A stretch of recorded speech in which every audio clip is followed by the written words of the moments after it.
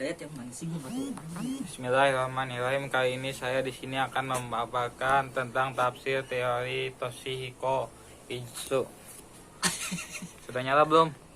Udah nyala ya? Iya, oke. Lanjut. Tafsir Toshihiko Ijutsu. Toshihiko Ijutsu dilahirkan dalam sebuah keluarga kaya di Jepang. Ayahnya adalah seorang kaligrafer dan seorang Buddhist Zen.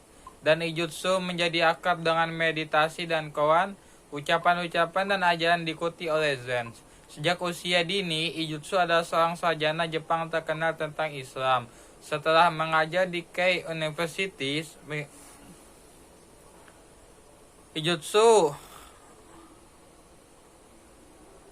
wilayah studi yang lebar, dan lebih dari 30 karya ilmiah dalam bahasa Jepang dan Inggris yang dikaitkannya dengannya, yang semuanya menunjukkan keunikan pemiliknya melalui konstruksi argumentasi teoritis yang kompleks. Betulkah? Aduh. Betul nggak nih? Bilang ya nanti kalau kagak kerekam. Aduh. Capek-capek ngerekam nih buat video. Lanjut. Oke, semangat. Bisa. Aduh, pusing. Melengkapi kecemerlangan ini, ada penguasaan lebih dari 20 bahasa, termasuk bahasa Ibrani, Persia, Cina, Turki, Sanskerta, dan Arab.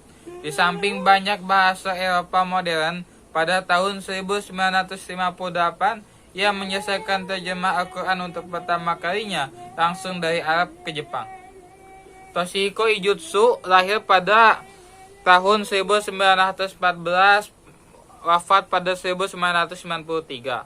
Telah menulis buku-buku yang terkait dengan isi pembahasan Al-Quran atau keislaman, yaitu God and Man in the Quran, Semantics of the Quranic, The Structure of the Ethica, dan yang lain-lain.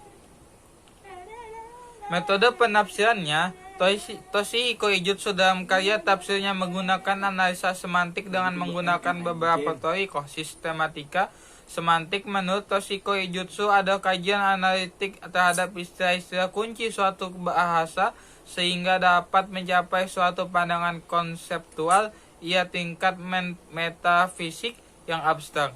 Objek semantik adalah kata-kata atau konsep dalam kontekstual, konteks Al-Quran, masing-masing terpisah tetapi saling bergantung dan menghasilkan makna yang konkret. Adapun beberapa toriko dimaksud adalah sebagai berikut. Toriko A, mengumpulkan penggunaan kata yang hendak dibahas dalam sejumlah besar puisi pra-Islam. B, meneliti penggunaan kata yang hendak dibahas pada Sirah Nabawiyah.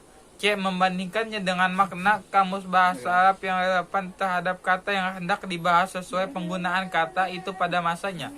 D, memberikan contoh penggunaan kata yang dibahas pada ayat Al-Quran. Torikoh B,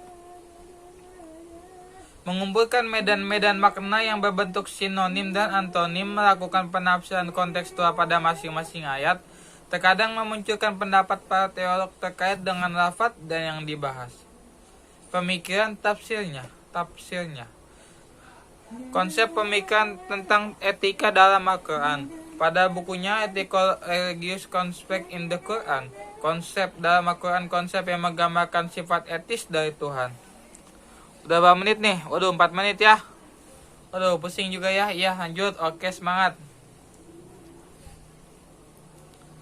Nah, Tuhan merupakan sifat etis dan bertindak kepada manusia.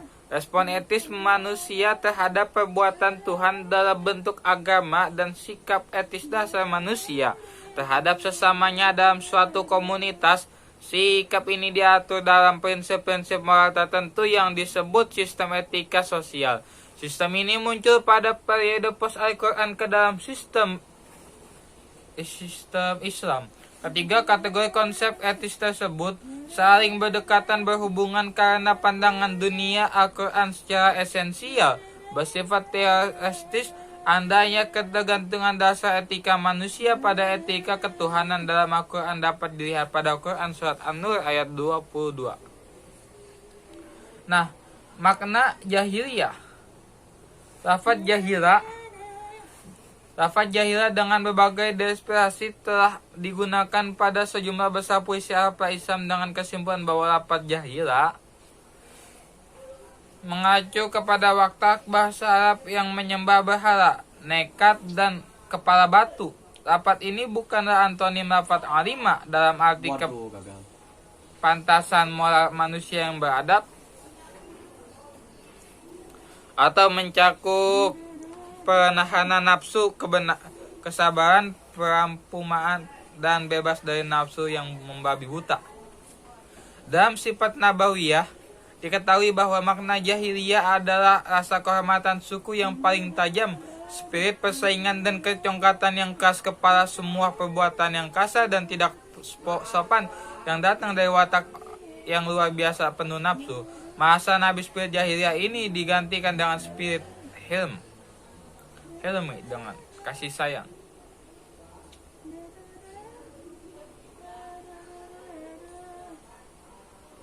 Oke, lanjut kemana ya? Aduh, bingung nih kita.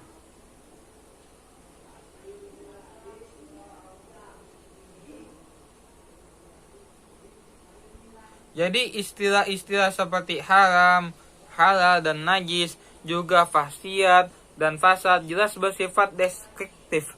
Namun tak dapat disangkal bahwa sebagian dari kata-kata yang telah dibahas lebih bersifat pengklasifikasian.